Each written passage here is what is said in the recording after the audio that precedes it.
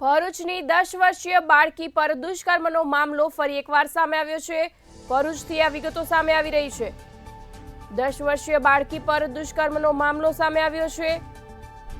બાળકીના મોત બાદ ઝઘડિયા પૂર્વ ધારાસભ્યની પ્રતિક્રિયા સામે આવી છે। પૂર્વ ધારાસભ્ય છોટુ વસાવાએ પ્રતિક્રિયા આપી છે।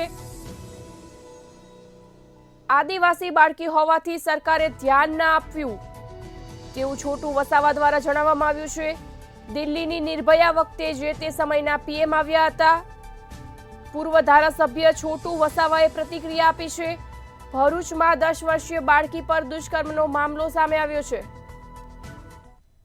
ભરૂચ જિલ્લાના ઝઘડિયા તાલુકામાં ઝારખંડની છોકરી પર રેપ થયો છે। કેટલાક દિવસ પહેલા થયો હતો અને એમાં જે છોકરીએ જાન ગુમાવ્યો છે એ સરકારોની નિષ્કાળજી બંને રીતના કે જે ગુનેગાર છે એને કોઈ ધાક લાગતી નથી આ સરકારની, એટલા માટે રેપ કરીને આવી જે બાળાઓ છે એનો જાન જઈ રહેલો છે।